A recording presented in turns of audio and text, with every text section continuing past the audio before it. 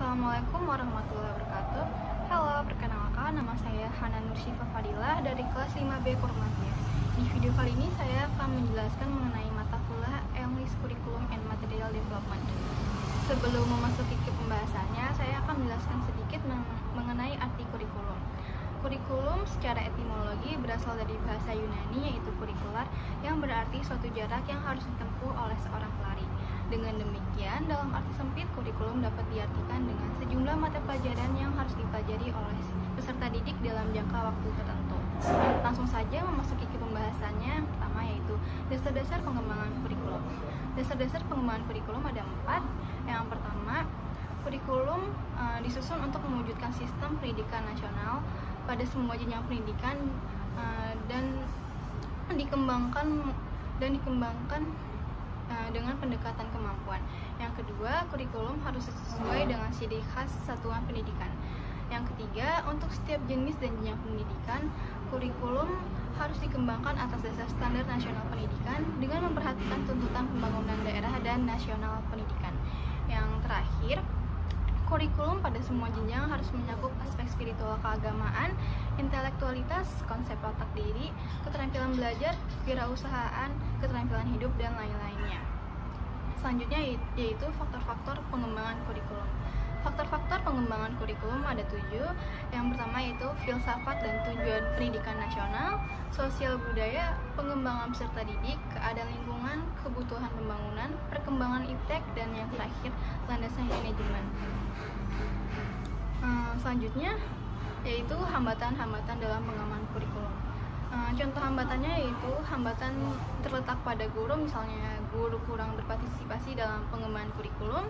Yang kedua yaitu dari masyarakat, misalnya kurangnya dukungan materi ataupun spiritual dari masyarakat yang dianggap kurang.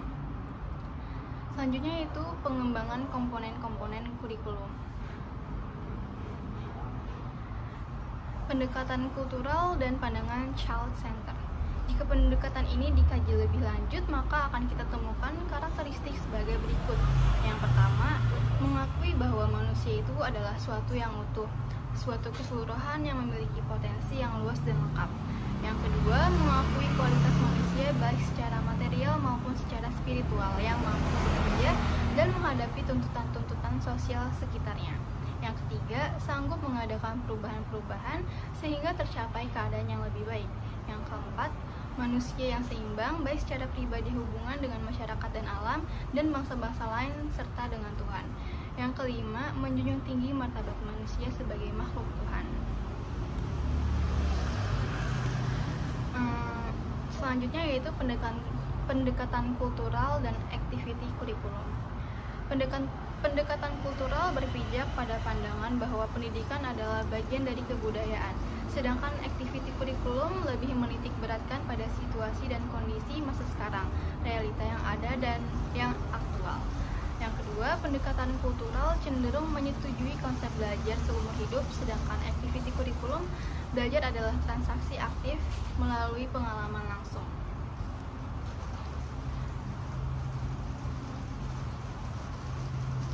Selanjutnya yaitu pengembangan komponen tujuan kurikulum. Tujuan pendidikan nasional, karena tujuan ini menjadi landasan bagi setiap lembaga pendidikan. Yang kedua, kesesuaian antara tujuan kurikulum dan tujuan lembaga pendidikan yang bersangkutan. Yang ketiga, kesesuaian tujuan kurikulum dengan kebutuhan masyarakat atau lapangan kerja, untuk mana tenaga-tenaga akan dipersiapkan. Yang keempat, kesesuaian tujuan dengan perkembangan ilmu pengetahuan dan teknologi saat ini. Yang kelima, kesesuaian tujuan kurikulum dengan sistem nilai dan aspirasi yang berlaku dalam masyarakat. Selanjutnya, yang terakhir yaitu pengembangan komponen belajar. Pengembangan komponen siswa.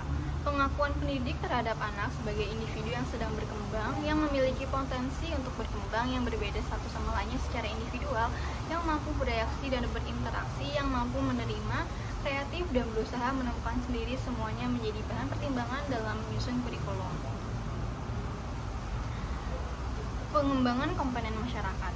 Kurikulum harus mempertimbangkan masyarakat dalam semua aspek sesuai dengan sistem kepercayaan, sistem nilai, sistem kebutuhan yang terpadu dalam masyarakat. Kurikulum harus sejalan dengan tuntutan dalam pembangunan, maka masalahnya akan lebih jelas.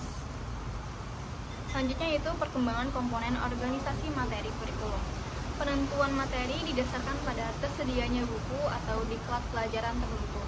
Kita lupa bahwa materi atau isi kurikulum yang disusun itu adalah untuk mencapai tujuan yang telah ditentukan, bahwa kurikulum yang direncanakan itu seharusnya mengikuti pola organisasi tertentu.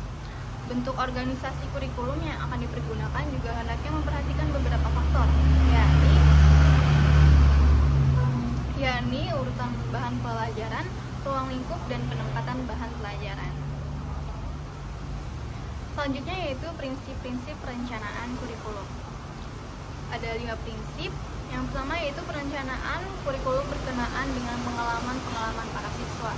Prinsip yang kedua yaitu perencanaan kurikulum dibuat berdasarkan berbagai keputusan tentang konten proses.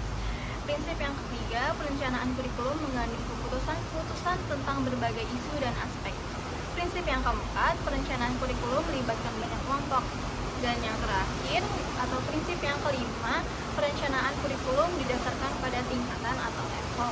Selanjutnya yaitu prosedur pengembangan kurikulum. Mekanisme pengembangan kurikulum yaitu ada 7. Yang pertama, studi kelayakan dan kebutuhan. Yang kedua, penyusunan konsep awal perencanaan kurikulum. Yang ketiga, pengembangan rencana dan melaksanakan kurikulum. Yang keempat, pelaksanaan uji coba kurikulum di lapangan. Yang kelima, pelaksanaan kurikulum.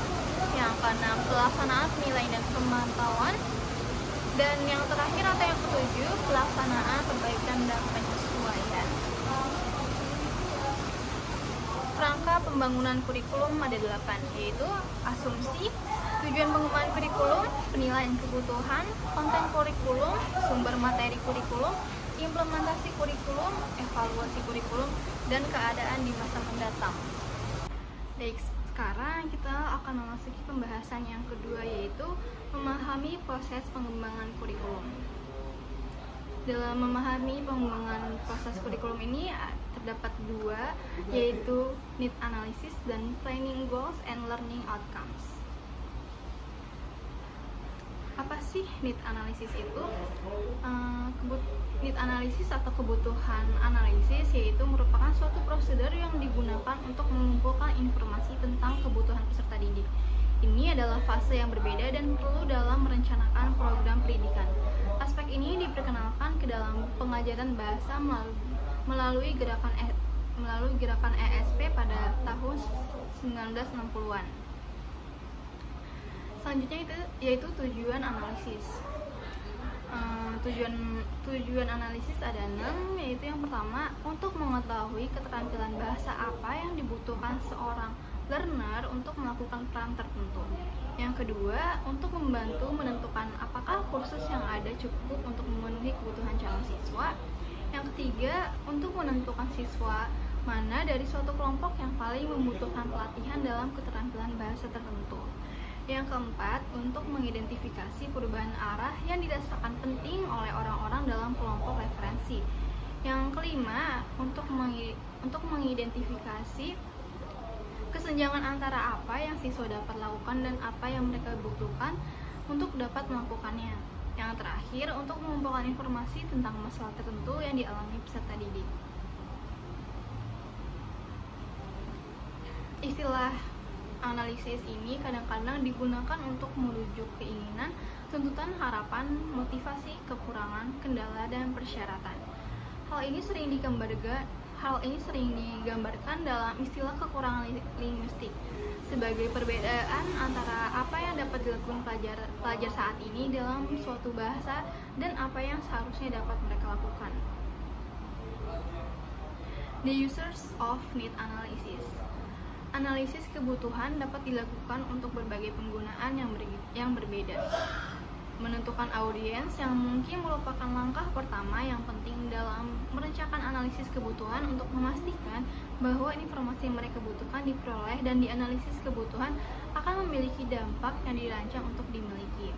Yang ketiga, pemangku kepentingan adalah mereka yang memiliki kepentingan atau keterlibatan tertentu dalam isu atau program yang sedang diperiksa dan penting untuk mencoba memahami agenda apa yang mereka lakukan. Pemangku kepentingan yang berbeda akan menginginkan hal yang berbeda dari kurikulum.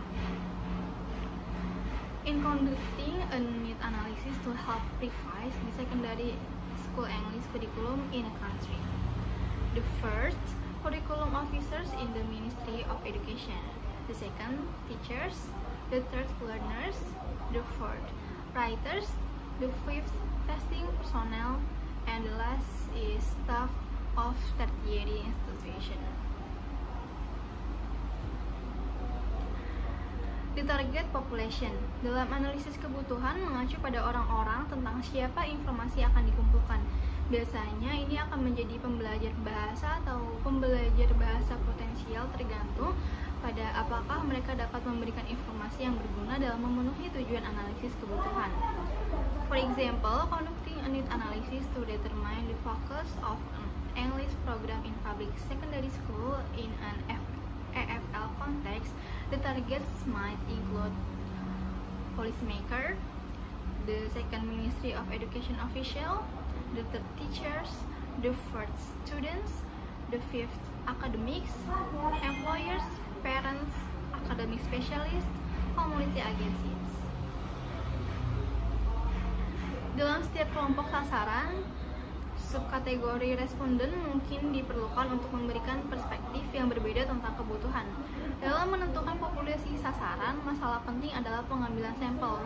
Pengambilan sampel melibatkan meminta sebagian dari populasi potensial alih-alih total populasi dan berusaha membuat sampel yang mewakili total populasi. Ketika populasi target besar, saran khusus sering diperlukan untuk menentukan pendekatan pengambilan sampel apa yang paling sesuai dengan tujuan penelitian dan sumber informasi yang tersedia. Administering the need analysis. Tim terdiri dari 2 orang akademik dan seorang asisten riset. Yang kedua, rekan-rekan dari departemen berbeda yang mendiskusikan proyek dan meninjau sampel kuesioner. Yang ketiga, murid yang mengisi kuesioner. Yang keempat, staf akademik yang mengolah hasil kuesioner. Dan yang terakhir, kegiatan tulis-menulis melibatkan persiapan kuesioner dan tabulasi data. Procedures for conducting need analysis. Informasi bisa didapatkan dengan sumber-sumber seperti berikut. Yaitu data writing murid, data ujian pada performa murid, laporan-laporan guru pada masalah umum yang dihadapi oleh siswa, pendapat ahli, informasi dari murid melalui wawancara dan kuesioner, analisis textbooks dari pengajaran academic writing, survei ataupun pustaka terkait, contoh-contoh program writing dan institusi lain. Dan yang terakhir yaitu contoh-contoh tugas writing yang diberikan kepada murid-murid di tahun pertama. Prosedur pengumpulan informasi need analysis bisa dipilih dari beberapa metode, yaitu seperti questionnaires, self-ratings, interviews, meetings, observations, collecting learner language samples, text analysis, dan case studies. Selanjutnya yaitu designing the need analysis. Setelah memilih instrumen tadi, kita memilih desain untuk need analysis. Keputusan yang dibuat harus dengan collecting, organizing, analyzing, and reporting informasi yang dikumpulkan. Designing menggunakan prosedur seperti survei literatur, analisis survei kuesioner dalam skala luas, melakukan kontak dengan orang lain yang melakukan survei yang mirip, melakukan wawancara dengan guru untuk menentukan tujuan-tujuan, mengidentifikasi departemen apa saja yang berpartisipasi, dan yang terakhir yaitu mempresentasikan proyek proposal kepada departemen yang berpartisipasi dan mengidentifikasi orang yang berhubungan dari tiap departemen.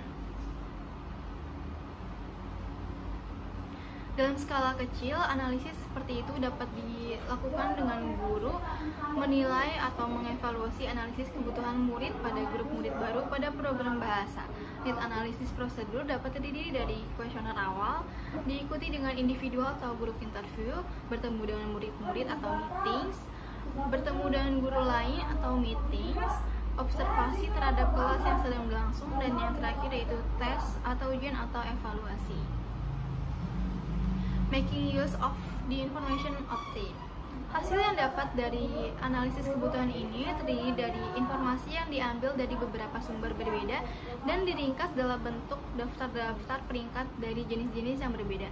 Sebagai contoh, hasilnya bila seperti berikut. Situasi di mana English lebih dipakai, situasi di mana kesulitan-kesulitan dialami, banyak komentar yang diberikan oleh orang-orang pada performa murid, frekuensi dengan transaksi berbeda dilakukan, mengetahui kesulitan-kesulitan dengan aspek-aspek berbeda dari penggunaan bahasa, pilihan-pilihan untuk berbagai jenis kegiatan berbeda, permasalahan umum dalam komunikasi pada situasi yang berbeda-beda, dan yang terakhir frekuensi munculnya pokok-pokok bahasa atau unit bahasa pada teks atau situasi berbeda. Contoh findings of unit analysis problems of ESL students attending university lectures was a list of frequency, di mana murid mengalami kesulitan dengan skill berbicara dan mendengarkan. The most common difficulty reported were by rank atau dalam bentuk peringkat, yaitu yang pertama large group discussion, yang kedua class discussions, yang ketiga interactive with native speakers, yang keempat out of class projects, yang kelima small group work, yang keenam demonstrator interactions, dan yang terakhir yaitu class participation. Bagaimanapun juga, listing atau daftar memberikan sedikit informasi yang berguna tentang ketepatan tipe masalah yang dialami pelajar pada setiap event. Hasilnya pun juga masih impresionistik. Hasil dari analisis kebutuhan pun juga tidak ada aplikasi secara langsung dari informasi yang didapat. Walaupun informal yang didapat sangat berguna, masih saja harus dinilai sampai mencapai persetujuan terbaik dari interpretasinya sebelum bisa secara keseluruhan diaplikasikan pada program perencanaan. Penting untuk diingat pula bahwa needs are not objective facts but subjective. Namun, interpretasi subjektif dari beragam sumber informasi, persetujuan dengan pihak terlibat juga sangat perlu untuk dilakukan agar mendapat gambaran kesimpulan dari need analysis yang pantas dan relevan. Yang kedua yaitu planning goals and learning outcomes. Di ideology of the curriculum, terdapat 5 pandangan atau perspektif berbeda mengenai kurikulum yang mempunyai peran berbeda, yaitu academic rationalism. Pada pandangan ini, tujuan kurikulum adalah untuk menekankan nilai intrinsik dari pokok bahasan dan perannya dalam mengembangkan nilai-nilai intelektual, kemanusiaan, dan rasionalitas belajar. Adapun peran sekolah adalah untuk menyediakan akses terhadap pencapaian utama dari tradisi budaya tertentu dan untuk mengetahui wawasan yang diperoleh dari mempelajari bidang pengetahuan yang bertahan lama. Selanjutnya itu social and economic efficiency. Pada pandangan ini, pendidikan ditekankan sebagai kebutuhan praktis para pembelajar dari masyarakat dalam peranan program pendidikan untuk menghasilkan pelajar yang produktif secara ekonomi. Pandangan ini disebut sebagai pendekatan ends means. Ideologi sosioekonomi juga menekankan kebutuhan ekonomi masyarakat sebagai pembenaran untuk mengajar bahasa Inggris. Selanjutnya yaitu learner countenance. Istilah ini menyatukan filosofi pendidikan yang menekankan kebutuhan individu dari pembelajar, peran pengalaman individu dan kebutuhan untuk mengembangkan kesadaran, merenung, berpikir kritis, strategi pembelajaran, dan sifat-sifat lainnya, serta keterampilan yang diyakini penting bagi pembelajar untuk dikembangkan. Semua pembelajaran melibatkan pembelajaran ulang dan reorganisasi dari pemahaman dan representasi pengetahuan seorang. Marsh menunjukkan bahwa masalah pendidikan yang berpusat pada anak muncul kembali setiap dekade atau lebih dan dapat merujuk pada salah satu dari hal-hal berikut. Yang pertama yaitu pengajaran individual, yang kedua belajar melalui latihan praktikal atau tes, yang ketiga kurikulum yang tidak teratur berdasarkan interest masing-masing siswa, yang keempat kreativitas para siswa, yang kelima kegiatan yang secara praktis yang ditujukan sebagai kebutuhan masyarakat, dan yang terakhir yaitu penolakan pembelajaran yang diajarkan oleh guru. Selanjutnya yaitu social reconstructionism. Perspektif kurikulum ini menekankan peran sekolah dan peserta didik dalam menangani ketidakadilan sosial dan ketidaksetaraan. Sekolah harus melibatkan para guru dan siswa dalam pemeriksaan terhadap masalah-masalah sosial dan pribadi yang penting dan mencari cara untuk mengatasinya. Kurikulum yang diambil dari sudut pandang ini berfokus pada pengembangan pengetahuan, keterampilan, dan sikap yang dimana orang-orang saling peduli dengan lingkungannya. Selanjutnya itu cultural pluralism. Pada pandangan ini menyatakan bahwa sekolah harus mempersiapkan siswa untuk berpartisipasi dalam beberapa budaya yang berbeda dan tidak hanya dominan dalam budaya kelompok sosial dan ekonomi. Berbagai perspektif yang mewakili sudut pandang kelompok budaya yang berbeda hendaknya dikembangkan dalam kurikulum. Starting curriculum outcomes. Tujuannya dalam diskusi kurikulum ini, istilah tujuan dan sasaran digunakan secara bergantian mengacu pada deskripsi tujuan umum kurikulum dan tujuan mengacu pada deskripsi tujuan yang lebih spesifik dan konkret seperti untuk memberikan definisi yang jelas tentang tujuan suatu program, yang kedua untuk memberikan pedoman bagi guru, peserta didik, dan penulis materi, yang ketiga untuk membantu memberikan fokus dan instruksi, yang keempat untuk menggambarkan perubahan penting dan dapat direalisasikan dalam pembelajaran. Course objectives. Siswa akan memiliki kosakata bacaan 300 kata umum dan singkatan. Siswa akan memiliki kosakata dan mendengarkan 300 kata umum ditambah angka hingga 100.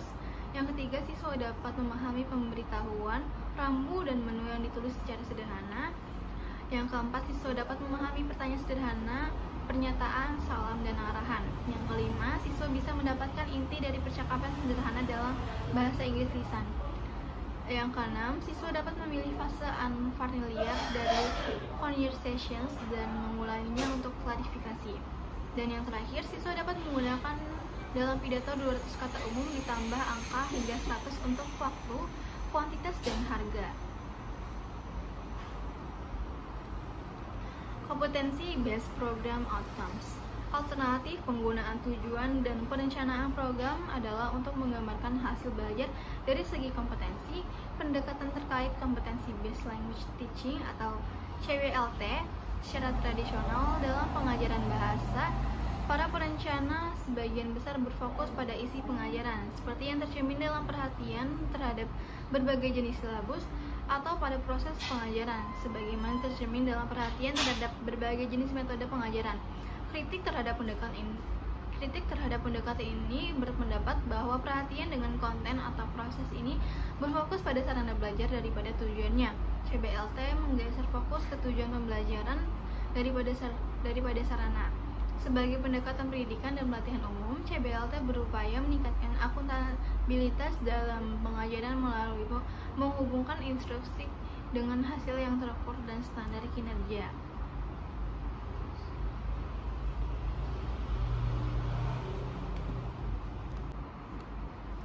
Sekarang kita akan memasuki pembahasan yang ketiga, yaitu course planning and syllabus design. Table of consent-nya yaitu ada 6. Yang pertama, mengembangkan alasan kursus. Yang kedua, menggambarkan level masuk dan keluar. Yang ketiga, memilih konten kursus. Yang keempat, menentukan ruang lingkup dan urutan. Yang kelima, merencanakan konten kursus seperti silabus dan blok instruksional. Yang keenam, menyiapkan ruang lingkup dan rencana urutan. Alasan kursus. Titik awal dalam pengembangan kursus adalah deskripsi dari rasio alasan kursus. Ini adalah deskripsi tertulis singkat tentang alasan kursus dan sifat. Dasar pemikiran mata kuliah berusaha untuk menjawab apa dan jenis pembelajaran mengajar di mata kuliah tersebut. Hal ini memberikan pernyataan singkat tentang filosofi kursus bagi siapa saja yang mungkin membutuhkan informasi tersebut, termasuk siswa, guru, dan klien potensial. Mengembangkan alasan juga membantu memberikan fokus dan arahan untuk beberapa pertimbangan yang terlibat dalam perencanaan kursus. Alasan kursus. Alasan demikian memiliki tujuan, yaitu memandu perencanaan berbagai komponen kursus. Yang kedua, menekankan jenis pengajaran dan pembelajaran yang harus dicontoh oleh kursus. Yang ketiga, memeriksa konsistensi berbagai komponen kursus dalam hal nilai dan tujuan kursus. Yang kedua, yaitu menggambarkan level keluar dan masuk. Untuk merencanakan kursus bahasa, perlu diketahui tingkat yang program akan dimulai dan tingkat yang diharapkan dapat dicapai oleh pelajar di akhir kursus. Informasi tentang entry level siswa mungkin tersedia dari hasil tes kecakapan internasional seperti TOEFL atau IELTS. Atau tes yang dirancang khusus mungkin diperlukan untuk menentukan tingkat kemampuan bahasa siswa. ASLPR mendefinisikan tingkat kemahiran bahasa kedua sebagai 9 dan berpotensi 12 poin di sepanjang jalur dari 0 hingga kemahiran seperti orang asli. Definisi tersebut memberikan deskripsi rinci tentang perilaku bahasa, keempat keterampilan makro, dan memungkinkan pengembang silabus untuk memahami berbagai kursus di tingkat manapun cocok dengan pola total pengembangan kecakapan. Yang ketiga, memilih konten kursus. Keputusan tentang isi kursus mencerminkan asumsi perencana tentang sifat bahasa, penggunaan bahasa, dan pembelajaran bahasa, apa elemen atau unit bahasa yang paling penting, dan bagaimana hal ini dapat diatur sebagai dasar yang efisien untuk pembelajaran bahasa kedua. Sebagai contoh, kursus menulis berpotensi direncanakan di sekitar salah satu jenis konten berikut, yaitu tata bahasa, keterampilan, topik, fungsi, dan teks. Demikian pula, kursus berbicara dapat diselenggarakan di sekitar fungsi atau mengungkapkan pendapat, keterampilan interaksi atau membuka dan menutup percakapan bergiliran, dan topik. Yang keempat yaitu menentukan ruang lingkup dan urutan. Keputusan tentang konten kursus juga perlu diperhatikan distribusi konten di seluruh kursus. Lingkup berkaitan dengan luas dan kedalaman cakupan item dalam kursus, yaitu dengan pertanyaan-pertanyaan berikut. Apa rentang potensi yang akan dibahas, sejauh mana setiap topik yang harus dipelajari. Salah satu cara yang paling umum untuk mengurutkan materi adalah dengan tingkat kesulitan. Konten yang disajikan sebelumnya dianggap lebih sederhana daripada item selanjutnya. Ini biasanya terlihat dalam kaitannya dengan konten tata bahasa, tetapi semua jenis konten kursus dapat dinilai dalam hal kesulitan. Misalnya dalam kursus membaca, teks bacaan dapat disederhanakan di awal kursus dan tidak disederhanakan di tingkat selanjutnya. Atau keterampilan sederhana seperti pemahaman literal mungkin diperlukan sejak dini, dan keterampilan yang lebih kompleks seperti menyimpulkan diajarkan pada tahap selanjutnya. Yang kelima, merencanakan konten kursus. Silabus menjelaskan elemen-elemen utama yang akan digunakan dalam merencanakan suatu bahasa, mengukur kursus, dan memberikan dasar untuk fokus dan konten instruksionalnya. Silabus bisa berupa situasional, diatur di sekitar situasi yang berbeda dan keterampilan lisan dibutuhkan dalam situasi tersebut. Topikal, seperti diatur seputar topik yang berbeda dan cara membicarakannya secara bahasa Inggris. Persimpangan, yaitu diatur di sekitar fungsi yang paling sering dibutuhkan saat berbicara. Berbasis tugas atau diorganisasikan di sekitar tugas dan aktivitas berbeda yang dipelajari akan dilakukan dalam bahasa Inggris. Yang keenam yaitu menyiapkan ruang lingkup dan rencana urutan. Dalam memilih kerangka silabus tertentu untuk suatu mata kuliah, perencana dipengaruhi oleh faktor-faktor berikut. Yang pertama, pengetahuan dan keyakinan tentang bidang subjektif. Silabus mencerminkan ide dan keyakinan tentang sifat berbicara, membaca, menulis, dan mendengarkan. Yang kedua, penelitian dan teori, yaitu penelitian tentang penggunaan dan pembelajaran bahasa serta penerapan teori linguistik. Play kadang-kadang mengarah pada proposal yang mendukung jenis silabus. Yang keempat yaitu praktik umum.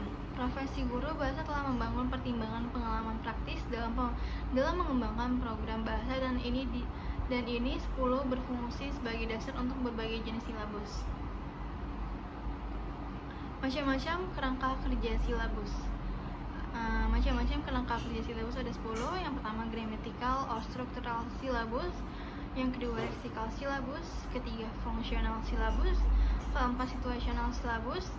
Topical or content based silabus. Kompetensi based silabus. Skill silabus. Test based silabus. Text based silabus. Dan yang terakhir yaitu integrated silabus. Silabus fungsional telah terbukti sangat populer sebagai dasar untuk mengatur kursus dan materi karena alasan berikut. Yang pertama, mereka mencerminkan pandangan yang lebih komprehensif tentang bahasa daripada tata bahasa dan fokus pada penggunaan bahasa daripada bentuk linguistik. Yang kedua, mereka dapat dengan mudah ditautkan ke jenis konten silabus lainnya seperti topik, tata bahasa, dan kosakata. Yang ketiga, mereka menyediakan kerangka kerja yang nyaman untuk desain bahan ajar, terutama dalam domain mendengarkan dan berbicara. Topical or content-based syllabus. Silabus topikal atau berbasis konten, silabus yang disusun berdasarkan tema, topik atau unit konten lainnya. Semua kursus bahasa apapun jenis silabusnya harus menyertakan beberapa untuk bentuk konten, tetapi dengan pendekatan Omar untuk desain silabus konten bersifat insidental dan berfungsi hanya sebagai sarana untuk melatih struktur, fungsi, atau keterampilan bahasa. Dalam pelajaran tipikal dalam kursus berbasis data bahasa, misalnya sebuah struktur dipilih dan kemudian konten dipilih untuk menunjukkan bagaimana item tersebut digunakan dan untuk menyediakan konteks untuk mempraktikkan struktur tersebut. Dalam silabus berbasis topik, konten menyediakan kendaraan untuk presentasi bahasa daripada sebaliknya.